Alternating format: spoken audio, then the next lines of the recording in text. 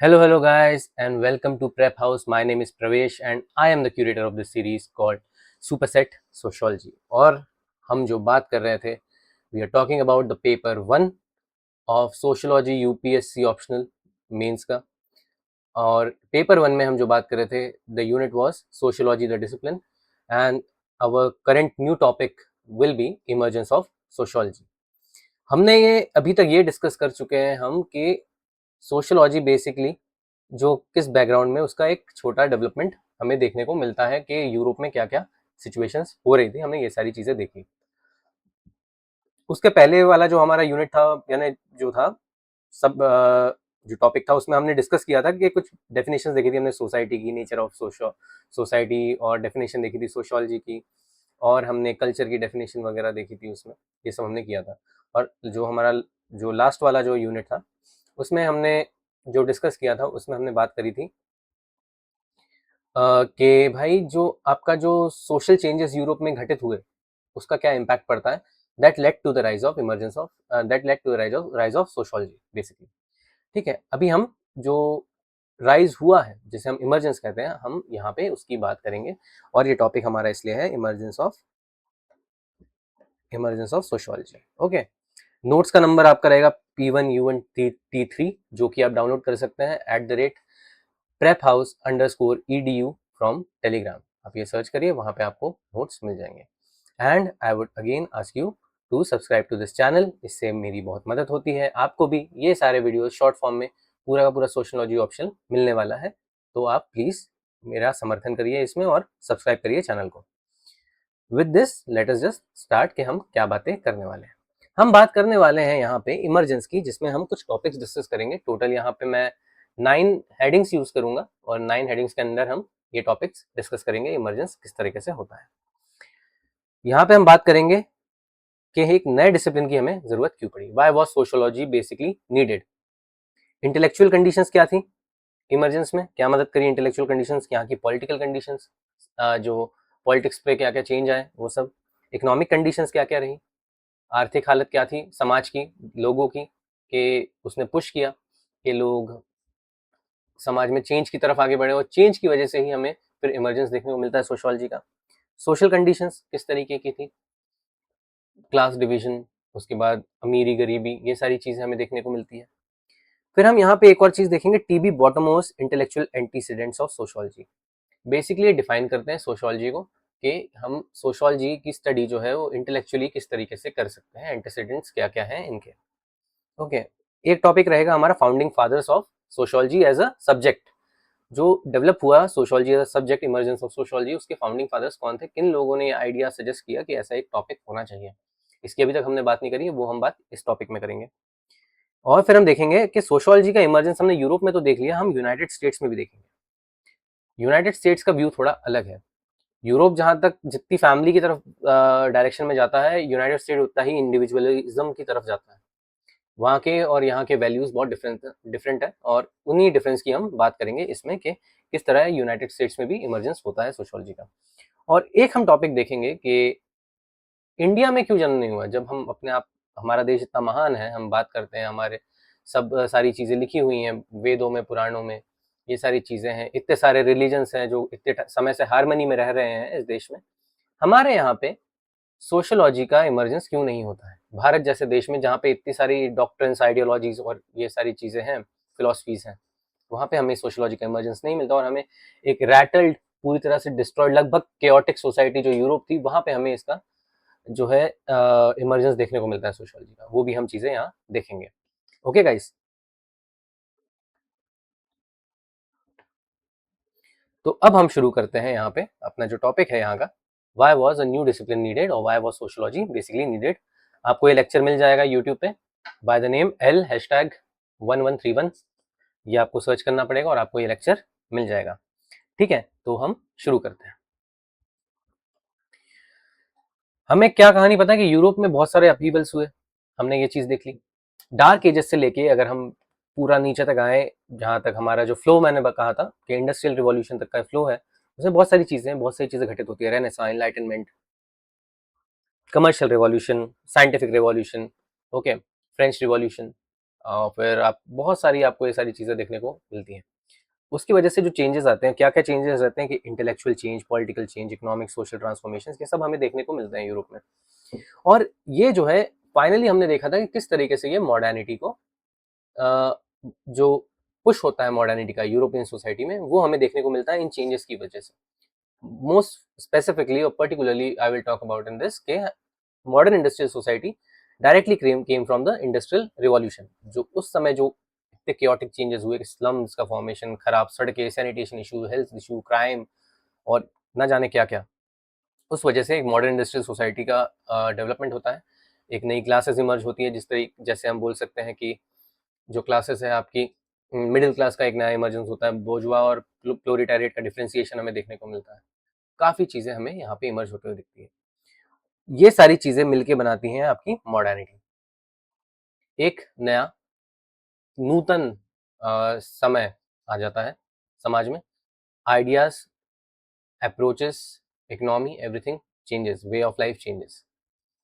These transformation promise progress through reason, science, democracy, capitalism, industrialization. ये सारी चीज़ें promise होती हैं। ये सारी चीज़ों से लोगों का जो अच्छा है, रहने का लाइफस्टाइल है वगैरह, स्तर है जो, वो सुधरेगा। However, they also produce unprecedented social changes and new forms of inequality, conflict and disorganization. We have already studied it.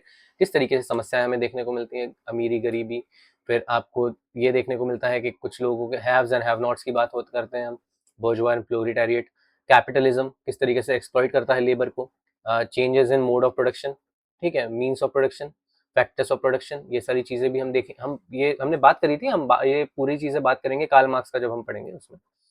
उसके बाद हमने एलियनेशन की बात करी थी, थोड़ी एनोमी की बात करी थी, एनोमी क्या होता है, ये सारी चीज़ों की हमने बात करी थी। किस तरीके से रिलेशनशिप्स जो है, किनशिप टाइज है, वो सब चेंज हो जाते हैं आके, सॉलिडारिटी चेंज हो जाती है, ऑर्गेनिक सॉलिडारिटी हमें देखने को मिली है अर्बन सोसाइटी में। ये सारी इतने चेंजेस, केओटिक चेंजेस लाइफ में, जो इंसान ने पहले कभी नोटिस नहीं किए थे अपनी लाइफ में, वो सारी चेंजेस हमें देखने को मिलते हैं। Traditional disciplines like such as philosophy, theology, and political thought could no longer adequately explain these rapidly changing social realities. जो पुराने आपके थॉट्स चल रहे थे, फिलोसफी का जैसे आइडिया है, जो भी जितने भी आइडियाज हैं अर्लियर दैट वी यूज, वो एक फेथ के वो सपोर्ट दे सकते थे, वो आप इंसान की सोच को सपोर्ट दे सकते थे, वो समाज को सपोर्ट देने लायक नहीं थे। वो ये कैलकुलेट नहीं कर सकते थे कि जो घट रहा है प्रत्यक्ष तौर से हमारी आंखों के सामने समाज में, वो क्यों घट रहा है, इसको हम कैसे नापेंगे। फिलोसफी ये बात नहीं कर सकती, मैथमेटिक्स, ये हम मैथमेटिकल फॉर्मूलाज यूज कर सकते हैं, लेकिन मैथमेटिक्स एज के लॉज हम यूज नहीं कर सकते, ना ही फिजिकल लॉज यूज कर सकते हैं, नेचुरल लॉज यूज नहीं कर सकते, तो हम किस तरीके से इसे स्टडी करें, इसकी बात होने लगी। And this created the need of for a systematic and scientific study of society, leading to the emergence of sociology as a distinct academic discipline during the 19th century. एक सिस्टमैटिक एंड साइंटिफिक स्टडी की तरफ लोग बढ़ते हैं कि समाज को जानने का हो सकता है, एक तरीका ये हो सकता है कि हम चीज़ों को उनके परे जाके देखें, हम चीज़ों को समझने की कोशिश करें कि ये जो घट रहा है, ये पर्टिकुलर किस रेंज में घट रहा है, किन लोगों के बीच घट रहा है, किस सिचुएशन में घट रहा है, हम उस पर एक्सपेरिमेंटेशन करें, हम उसके एविडेंस कलेक्ट करें, तो एक साइंटिफिक स्टडी के तौर पे हम इसे उभार के देखते हैं, शायद हमें जो हो रहा है समाज में वो समझ में आए। तो इसके ऊपर काम होना शुरू हुआ और यहाँ से इमर्ज होती है आपकी sociology as a new distinct academic science in the 19th century. Sociology did not emerge because society suddenly came into existence. Society तो पहले से थी, लेकिन जो सोशियोलॉजी का इमर्जेंस है वो उस वजह से नहीं होता है। सोसाइटी का हमेशा से रहना ये नहीं बताता कि सोसाइटी पहले से ही कॉम्प्लेक्स है। जहाँ कॉम्प्लेक्सिटी शुरू हुई, जहाँ से प्रॉब्लम्स शुरू हुई समाज में, इश्यूज इतने, चीजें इतनी जल्दी चेंज होने लग गई कि लोग डर गए उस चीज से कि मुझे नहीं पता। आदमी को एक जिज्ञासा होती है हमेशा कि उसे एक pre defined, pre justified scenario में रहने की आदत है, ठीक है, प्री, यानी उसको पता होना चाहिए कि क्या होने वाला है मेरे साथ, प्रिडिक्शन जो है उसका इतना स्ट्रांग होना चाहिए, तब वो सिक्योर फील करता है। पर जब उसे पता ही नहीं है कि आजू बाजू क्या घट रहा है, तो एंशियस हो जाता है आदमी। अगर मैं स्कूल में जाऊंगा और कोई बंदूक चलाने लगेगा तो मैं डर जाऊंगा ना, लेकिन अगर मेरे स्कूल में रोज बंदूक चलती है तो मुझे डर नहीं लगेगा। मेरे कहने का मतलब इस तरीके से कि जो चीज हम देखते हैं, जिस चीज को हम समझते हैं, जो चीज हमारे लाइफ में होती रहती है, हमें उस चीज से डर नहीं लगता। पर अचानक से कुछ चेंज आ जाए, जिस तरीके से उस समय इंडस्ट्रियल सोसाइटी के टाइम, इंडस्ट्रियल रिवॉल्यूशन के टाइम हो रहा था वहाँ पे, तो एक ज़रूरत पड़ी कि हम ये डिसिप्लिन डेवलप करना पड़ेगा, हमें जानना पड़ेगा। Society had always existed. What was new was the complexity of modern society, which demanded scientific analysis rather than philosophical speculation or religious interpretation. ये दोनों की जरूरत नहीं थी हमें, ना हमें फिलोसफिकल ज्ञान चाहिए था, ना हमें ये कोई ऐसा आइडिया चाहिए था कि भाई भगवान चाहते हैं समाज में ऐसा हो इसलिए हो रहा है।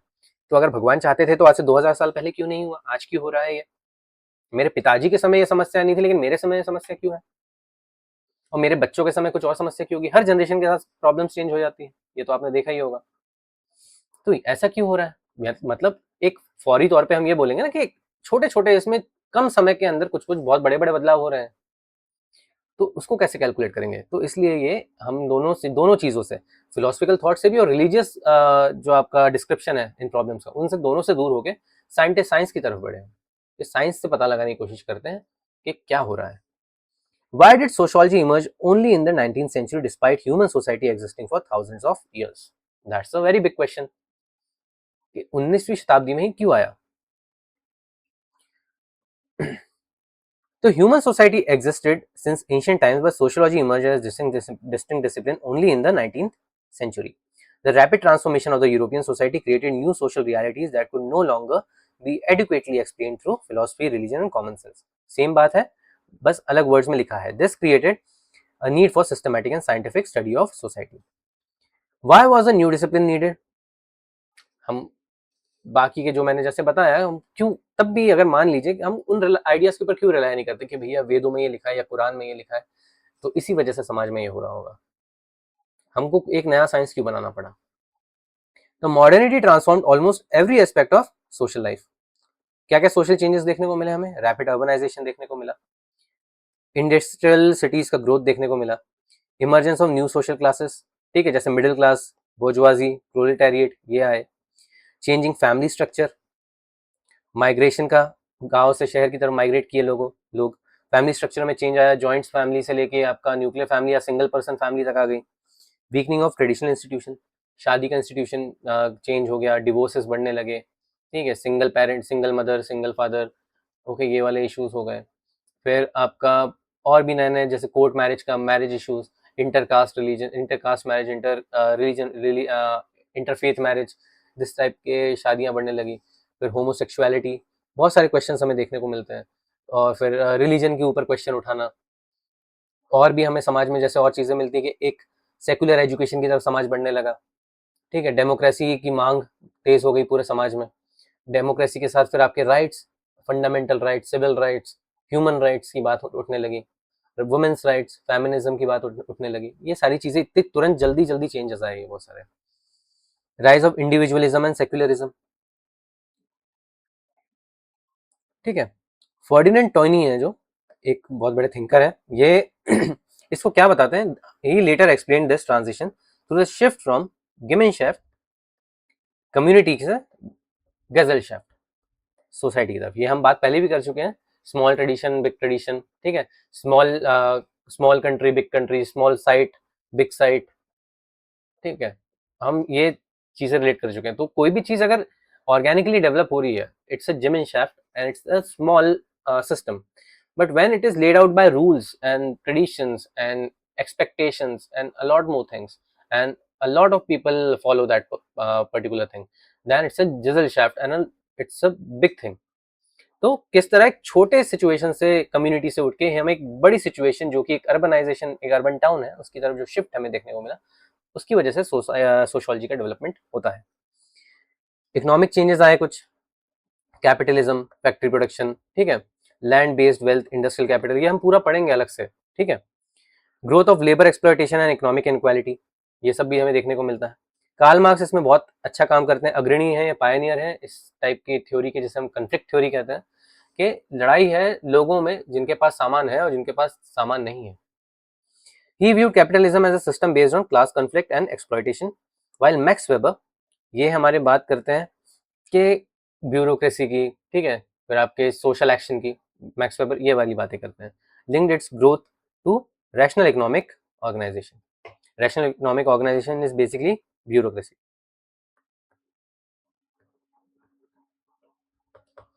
मैक्स वेबर इसकी बात करते हैं कि किस तरह से fear and reward and punishment के ऊपर पूरा का पूरा ये चीजें टिकी हुई हैं। पॉलिटिकल चेंज देखने को मिलते हैं हमें। Rise of democracy and nation state, spread of liberty, equality and individual rights, decline of feudal and monarchical authority, ये सब चीज़ों में हमने देखा कि किंग की पावर किस तरह से कम हो गई है। नोबल्स के हाथ में अब वो अथॉरिटी नहीं रही, लोगों ने इक्वल सिटीजनशिप की बात करना शुरू कर दिया। पॉपुलर सोवरेनिटी की बात हो गई कि जो भी आपके नेता हैं वो अकाउंटेबल हैं जनता से, कि भैया मैं जो आपके लिए जो डिसीजन ले रहा हूँ या जो मैं लॉ बना रहा हूँ इस कारण बना रहा हूँ, आपको जवाब देना पड़ेगा। पॉपुलर सोवरेनिटी की बात होने लगी। ये सारी चीजें पॉलिटिकल चेंजेस में हमें देखने को मिलती है। इसमें एक थिंकर आते हैं आपके Alexis de Tocqueville. Alexis de Tocqueville क्या बात करते हैं, he regarded democracy as one of the defining features of modern society. बिना डेमोक्रेसी के मॉडर्न सोसाइटी एग्जिस्ट नहीं कर सकती, कहते हैं Alexis de Tocqueville. Maybe he didn't know about the kingdoms of Saudi Arabia और जो भी है यूएई वगैरह, पर वो कहते हैं कि डेमोक्रेसी का बहुत बड़ा योगदान है अगर मॉडर्न इंडस्ट्रियल सोसाइटी आपको चलानी है तो। इंटेलेक्चुअल चेंजेस भी हमें देखने को मिलते हैं। Scientific temper replace superstition, reason challenge tradition, society increasingly came to be viewed as subject of scientific inquiry, control हम देखने लगते हैं कि भाई सोसाइटी को हम एक साइंस की लेंस से देखने लगते हैं कि हर चीज में फेथ नहीं डाला जा सकता, हर चीज में राजा की मनमानी नहीं चल सकती, मेरे कुछ मौलिक अधिकार हैं, मेरे कुछ आ, ये फंडामेंटल राइट्स है जिसका कोई हनन नहीं कर सकता। प्लस किसी को भी ये अथॉरिटी नहीं है कि वो मेरे से ऊपर रहेगा, इक्वालिटी का अधिकार होना चाहिए। ये सारी बातें उठने लगी। Separation of power, citizenship, common idea, social contract का आइडिया हमने देखा था। ये सारी चीजें हमें देखने को मिलती हैं यहाँ पे। ऑगस्ट कॉम्ट क्या कहते हैं, जो हमारे फादर ऑफ सोशोलॉजी हम कहते हैं जिन्हें, ऑगस्ट कॉम्ट को। He argued that the society should be studied scientifically through positivism, laying the foundation of sociology.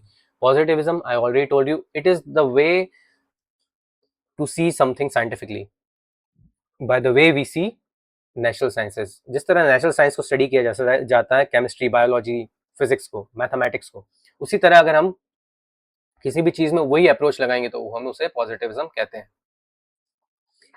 नई सोशल प्रॉब्लम्स जो हमें यहाँ पे हमने भी देखी थी, वही है नई सोशल प्रॉब्लम्स किस तरीके से जो है इमर्ज होती हैं यहाँ पे, वो हमें देखने को मिलती है मॉडर्निटी की वजह से। क्या, पॉवर्टी एंड अनएम्प्लॉयमेंट सबसे इंपॉर्टेंट है, ठीक है। गरीबी कुछ भी कराती है इंसान से, उस वजह से क्राइम्स होने लगे, सिचुएशंस खराब है, सैनिटेशन खराब हो गया, सड़कें खराब हो गई और भीड़ बढ़ गई, केओस बढ़ गया जगहों पे। अनएम्प्लॉयमेंट, फैक्ट्री में हर किसी को नहीं लिया जा सकता था, एबल्ड पर्सन होना चाहिए।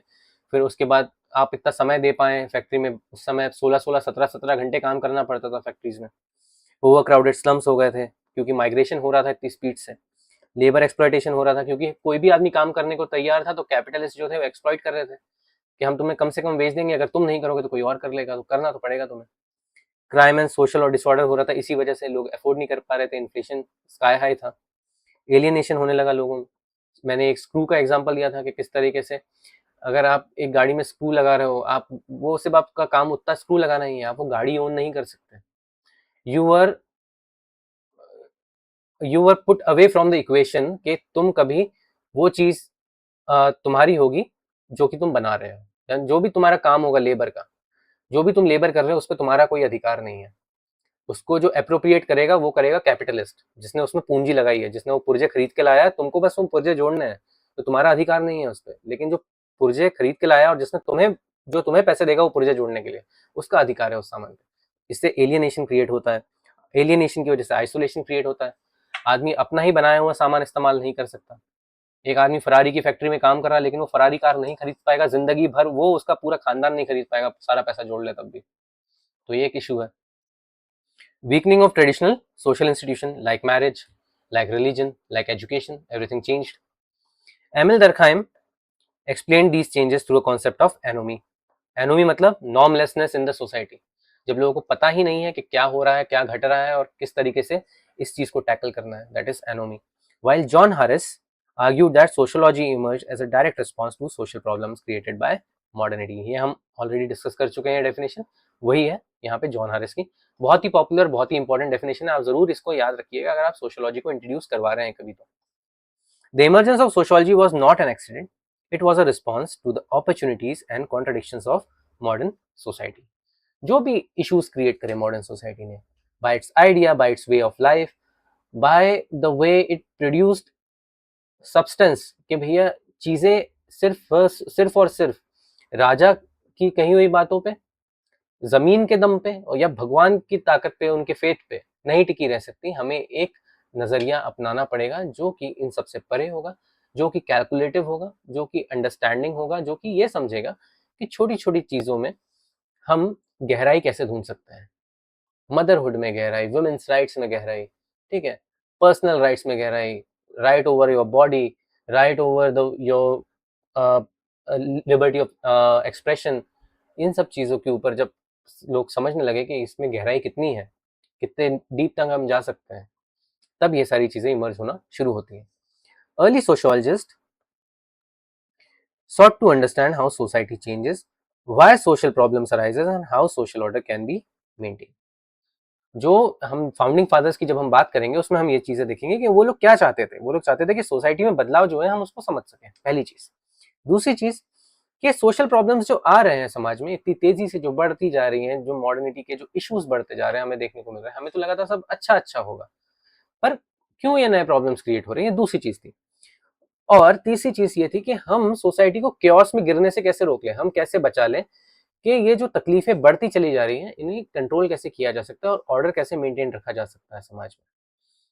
हम अब कोई भी आप एक जंगली कुत्ते को आप ऐसे खुला नहीं छोड़ सकते समाज में, समझ रहे हैं? यानी मैं उस चीज का डिफाइन इस तरीके से नहीं कर पा रहा हूं, पर आप समझिए उस चीज को कि आप किसी भी चीज को जिसके बारे में आपको नहीं पता, आप एक लोडेड गन लेके मार्केट में नहीं घूमेंगे। मेरे कहने का मतलब ये है, अगर आप समझ सके तो ये जो इश्यूज है, एक सोशल ऑर्डर कैसे क्रिएट हो कि भाई लोगों में अफरा तफरी ना मचे, लोग समझ सके कि अच्छा ये हो रहा है इसका ये कारण हो सकता है, ये हो रहा है इसका ये कारण हो सकता है। तो चीज लोगों को कारण सब पता होना चाहिए, तो शांति बनी रहेगी, ऑर्डर बना रहेगा समाज में, स्टेबिलिटी बनी रहेगी, ये चाहते थे। तो ये समझने के लिए भी हमें एक नए साइंस की जरूरत पड़ी। तो जब हम फाउंडिंग फादर्स पढ़ेंगे तो हम उसमें ये डिस्कस करेंगे कि अच्छा ये इश्यूज थे, ये सब चीजें ये लोग जानना चाहते थे। ओके, ये अब इसका एक पॉइंट है कि modernity created a new society and the need to understand that new society give birth to sociology. Modernity से एक नई समाज तो हमें मिल गया, नया तरीके का समाज, पर वो समाज को समझने के लिए हमें सोशियोलॉजी का डेवलपमेंट करना पड़ा। ओके गाइस, तो ये एक इंट्रोडक्शन था इसका कि why this subject was needed. With this हमारा ये वाला लेक्चर अभी हम यहाँ खत्म करते हैं। अगला हम जो चालू करेंगे, हम इसमें बात करेंगे हमारे इंटेलेक्चुअल कंडीशंस जो रहेंगी, हम इनकी बात करेंगे कि इंटेलेक्चुअल कंडीशंस क्या थी that led to the rise of और emergence of sociology. With that I would really like to ask you again to subscribe to this channel. अगर आपको ये वीडियो अच्छा लगा होगा, अगर आपको कुछ पॉइंट समझ में आया होगा, तो प्लीज ये वाला पार्ट कंटिन्यू करिएगा। आपको पूरा इमर्जेंस किस तरीके से हुआ सोशियोलॉजी का ये समझ में आ जाएगा। एंड ये नोट्स अभी इसी लेक्चर के साथ अपलोड हो जाएंगे। पूरे के पूरे नोट्स जो कंटेंट में लिखे हुए हैं सब कुछ आपको एक ही बार में मिल जाएगा। प्लीज उसे सेव करके रखिएगा और नेक्स्ट लेक्चर में जरूर उसको अपने साथ रखिएगा जब आप वो लेक्चर पढ़ रहे होंगे। इसी के साथ मैं ये भी बोलना चाहूंगा कि प्लीज सब्सक्राइब करिए चैनल को और शेयर करिए उन लोगों के साथ जिनका या तो सोशियोलॉजी ऑप्शनल है, जो बीए कर रहे हैं सोशियोलॉजी में, या एमए कर रहे हैं, या किसी फॉरेन यूनिवर्सिटी की तैयारी कर रहे हैं, नेट की कोशिश कर रहे हैं यूजीसी देने की, और या तो फिर यूपीएससी के लिए तो मैं पढ़ा ही रहा हूँ। ये आपकी हर जगह पे मदद करेगा, आपको बहुत आसान तरीके से समझ में आएगा। ये उन लोगों के लिए भी है जो कि समाज को बस समझना चाहते हैं, जो यूपीएससी की या किसी एग्जाम की तैयारी नहीं कर रहे पर वो समझना चाहते हैं, ये उनके लिए भी है। तो please subscribe to this channel and if you want you can download the notes from the handle given below, that is @prephouse_edu. With that, I will take your leave and I'll see you in the next lecture. Bye.